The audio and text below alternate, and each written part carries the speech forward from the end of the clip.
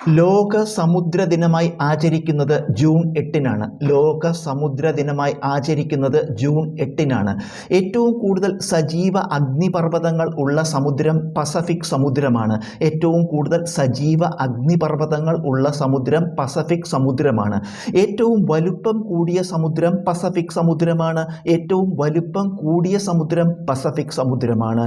ലോകത്തിലെ ഏറ്റവും ആഴം കൂടിയ ഭാഗം പസഫിക് സമുദ്രത്തിലെ ചലഞ്ചർ ഗർത്തമാണ്.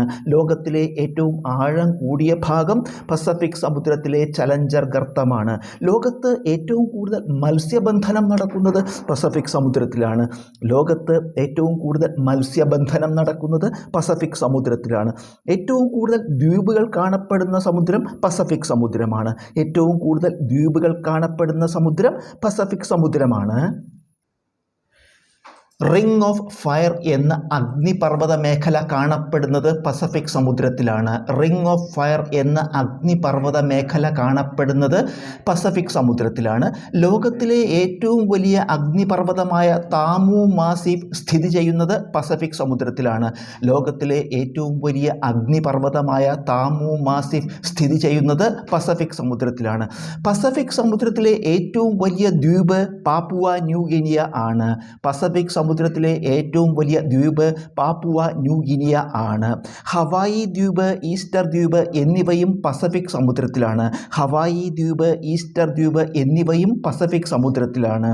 വലുപ്പത്തിൽ രണ്ടാം സ്ഥാനമുള്ള സമുദ്രം അറ്റ്ലാന്റിക് സമുദ്രമാണ്. വലുപ്പത്തിൽ രണ്ടാം സ്ഥാനമുള്ള സമുദ്രം അറ്റ്ലാന്റിക് സമുദ്രമാണ്. ആമസോൺ നദി പതിക്കുന്നത് അറ്റ്ലാന്റിക് സമുദ്രത്തിലാണ്.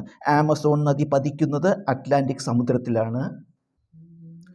വലുപ്പത്തിൽ മൂന്നാം സ്ഥാനമുള്ള സമുദ്രം ഇന്ത്യൻ മഹാസമുദ്രമാണ്.